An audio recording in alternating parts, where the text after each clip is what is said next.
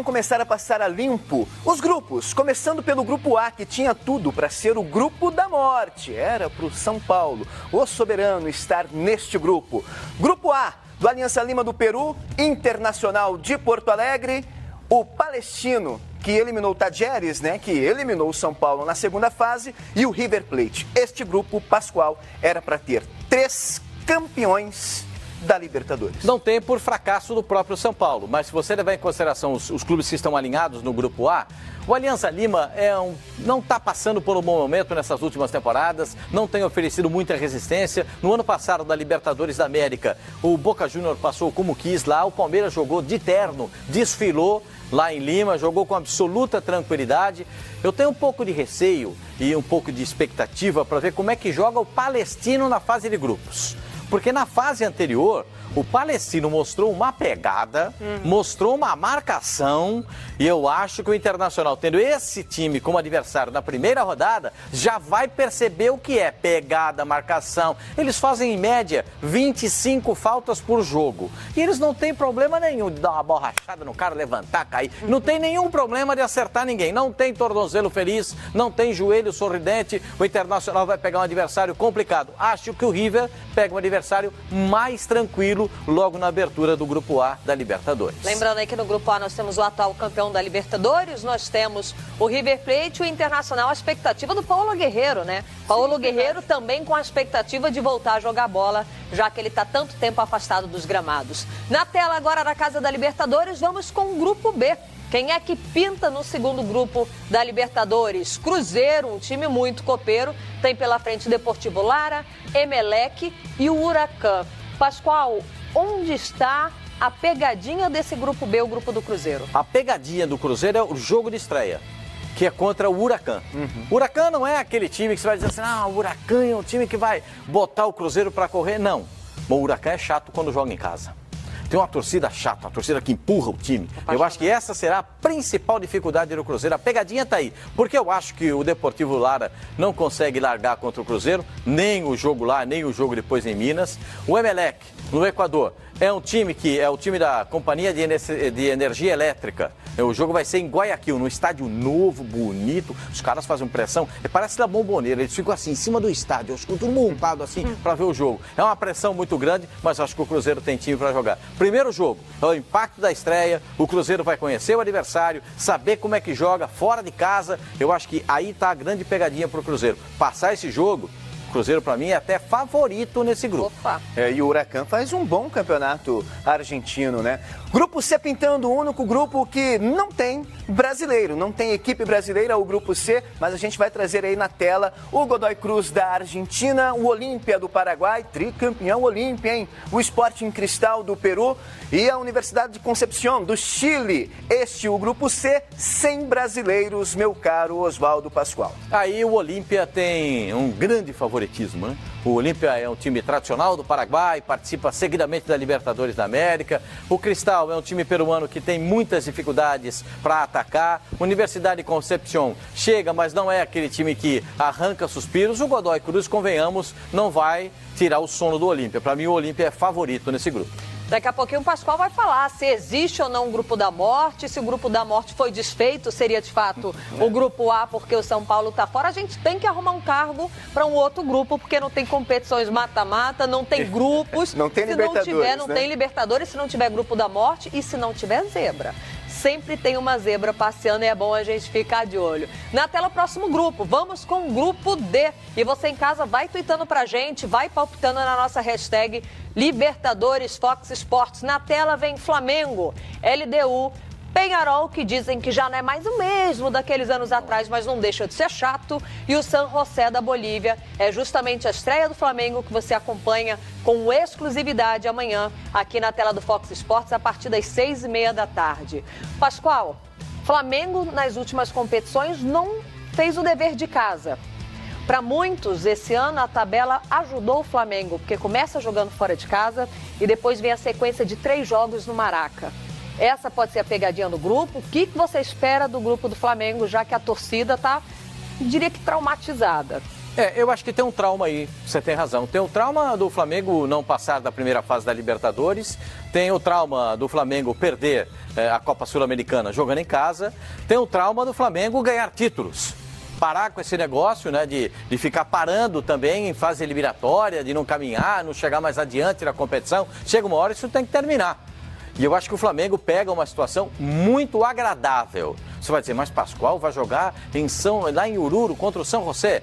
Oruro fica a 3.700 metros acima do nível do mar. O estádio fica a 3.680 metros acima do nível do mar. Eu vou dizer para você o seguinte, hoje, os jogadores brasileiros, os jogadores de uma forma geral, os atletas profissionais de futebol, eles estão preparados fisicamente para qualquer situação. Não é como nos anos 80, como no começo dos anos 90, nos anos 70, que os jogadores não tinham essa preparação. Hoje eles são atletas. Então eu acho que fisicamente o Flamengo vai suportar. Qual é a diferença que o Flamengo vai ter que enfrentar? A velocidade da bola, o kick da bola, como é que ela vai, bate no chão e segue mais rápido. Aí o jogador tem que se acostumar a isso. Se adaptando a isso, eu acho que o Flamengo tem muitas condições. Eu não penso como aqueles que, o Flamengo vai ter 3 jogos em casa, mas puxa vida, quem é que não queria ter 3 jogos em casa na Libertadores seguidos, depois de jogar contra o São José em Oruro? Todos queriam essa tabela. Se for para tirar o trauma, o torcedor do Flamengo pode ficar feliz. Pensando no retrospecto recente, Pascoal, é compreensível. Não, eu penso positivamente. Não? A gente tem que pensar positivo, é o passo adiante. O Flamengo tem que pensar positivo. O torcedor do Flamengo também. Ora bolas, torcedor do Flamengo. Pensar que o time não vai passar na fase de grupos. Mas o último jogo, Pascoal contra o Peñarol lá. Tem que exorcizar esses fantasmas, Jesus, pra que tudo isso? Pra que esse drama? Na Libertadores que o Flamengo dividiu o grupo com o Furacão, no último jogo, por exemplo, o Flamengo entrou como líder e de repente estava sendo eliminado.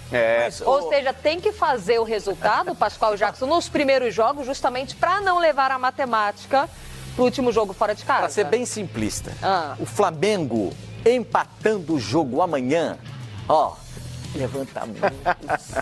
E vai estar pertinho do céu, aliás, vai estar no céu, Se esticar o braço, dá um tapinha ali na mão de Deus. Pode ser que consiga isso, mas é o seguinte, empatar, vai jogar 3 em casa, gente. Não tem que ter trauma. Dá uma olhada no time do Flamengo. Trauma tem.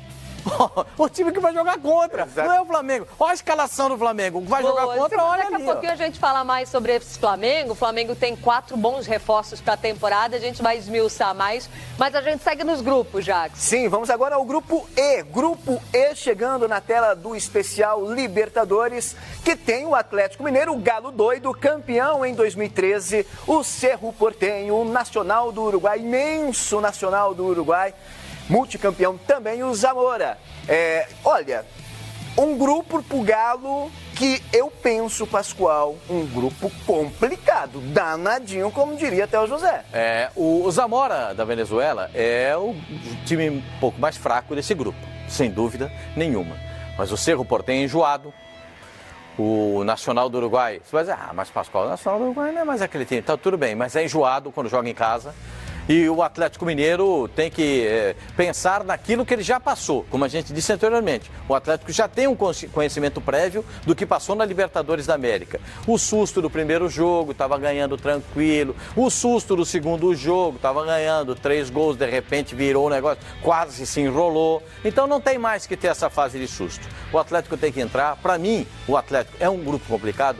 Mas a complicação fica para mim, para o Cerro e para o Uruguai pela segunda vaga, porque o Galo fica com a primeira. Bom, como diria um velho conhecido nosso, Jackson Pinheiro, um comentarista chamado Oswaldo Pascoal, a tiriça o Galo já mandou embora. Já foi embora, já espantou. No segundo tempo de entender que ainda tem jogo, já foi embora, já passou o susto que tinha que passar. Vamos seguir aqui analisando os grupos da Libertadores, lembrando que a partir de amanhã a bola rola na fase de grupos, você acompanha Flamengo e logo na sequência você acompanha o Atlético Paranaense. Vamos lá.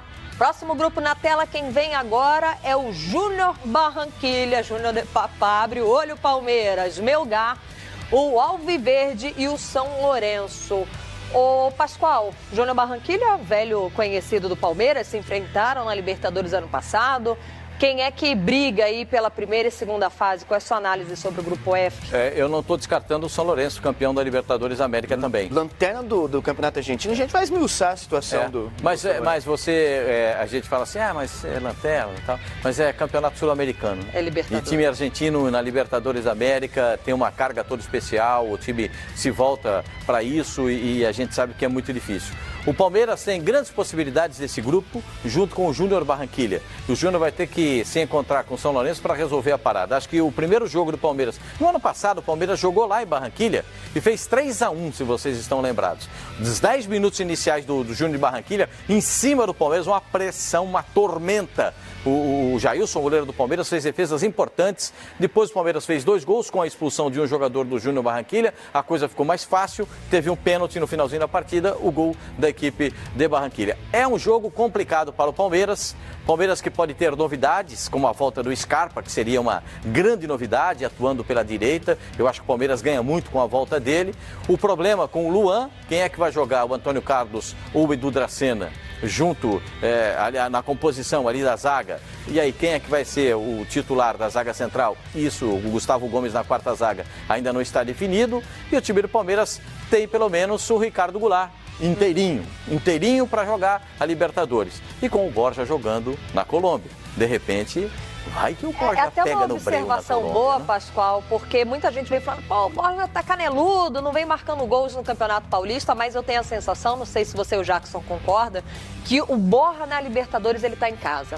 Competição internacional, é sul-americana, eu tenho a sensação que ele fica mais solto. O que vocês acham? Eu penso que sim. É a competição onde ele ganhou um destaque, né? Artilheiro foi eleito o melhor Exato. jogador da América, artilheiro ano passado, exatamente.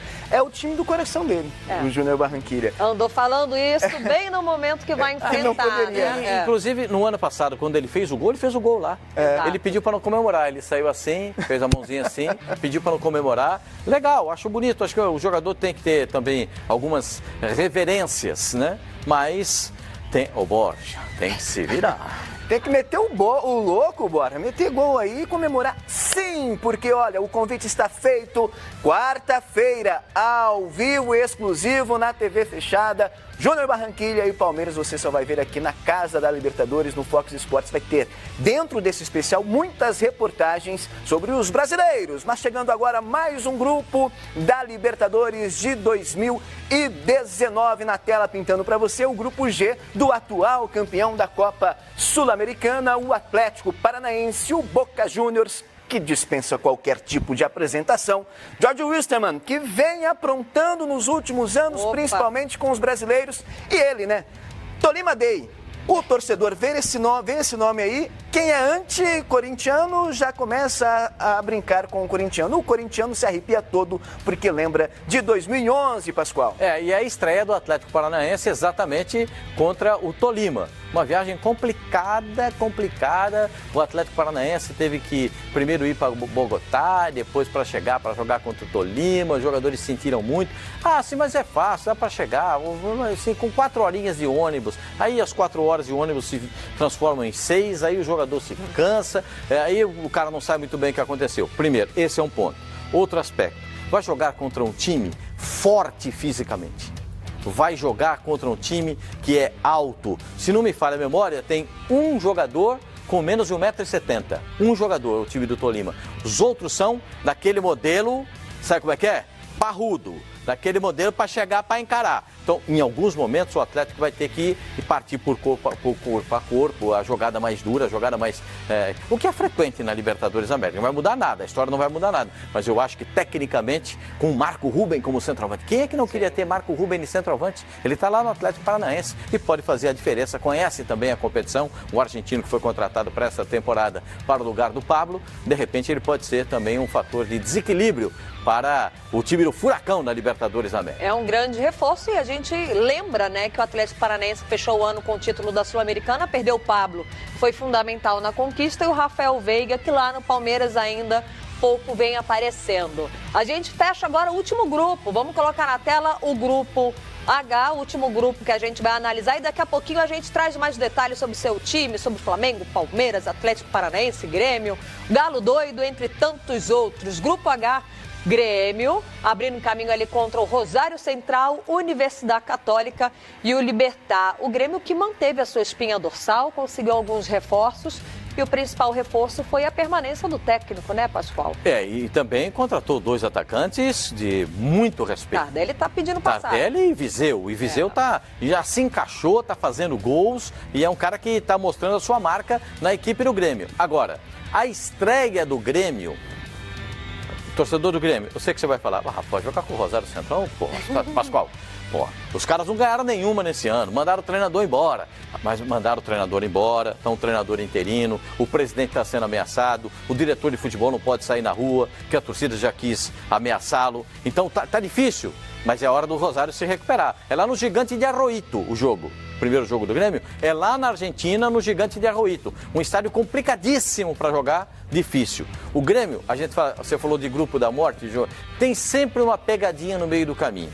Universidade Católica não é um time ruim, é um time bom.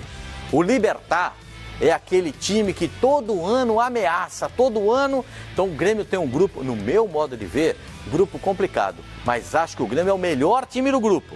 Mas é um grupo que vai ter uma briga intensa. Esse jogo do Grêmio na estreia pode ser o pulo do gato, a diferença para o Grêmio se classificar. Bom, Pascoal, lá no início, quando nós começamos a analisar os grupos, nós citamos que o que poderia ser considerado o grupo da morte, seria o primeiro grupo com São Paulo, Internacional, ele foi desmanchado já que São Paulo não chegou. Você teria agora respondido para a gente o grupo do Grêmio? A gente pode considerar como o grupo da morte? Aí você fala, não, Lívia, não tem um grupo da morte, mas eu acho que esse grupo, no futebolês, é o grupo mais encardido esse do Grêmio. Eu acho que esse do Grêmio é o mais encardido, pela qualidade semelhante dos times. Tá. Tirando o Rosário Central, que não passa por um bom momento, os outros 2 têm uma qualidade semelhante. Mas o Rosário pode se recuperar. Do Rosário saiu o Marco Ruben para o Atlético Paranaense. Então, a gente tem que medir as coisas. O Grêmio é o melhor grupo do grupo, claro, é o melhor time do grupo. Mas esse grupo é muito equilibrado. O grupo A, o primeiro grupo, se tivesse o São Paulo, era o grupo mais difícil. A entrada do Palestino nesse grupo pode mudar o destino do grupo. Sabe por quê? O que é que o Palestino vai fazer nesse grupo? Fala pra mim. Talvez tentar roubar um pontinho, outro, Pascoal. Tentar se classificar. O time do Palestino tem um estilo de jogo que é muito interessante. Um tipo de jogo de marcação elevada, forte a marcação, às vezes duro e violento, por que não, em alguns momentos. Eu acho que o grupo A e o grupo do Grêmio, o grupo do Internacional e o grupo do Grêmio, são os 2 mais equilibrados. Os outros eu acho que tem perspectiva para a classificação dos brasileiros. Participe você na hashtag Libertadores Fox Esportes. Qual é o grupo da morte, o grupo mais difícil? Qual time brasileiro vai ter mais dificuldades nesta fase de grupos? Acesse a loja de aplicativos do seu celular e assine o aplicativo do Fox Sports por apenas R$ 19,90 por mês.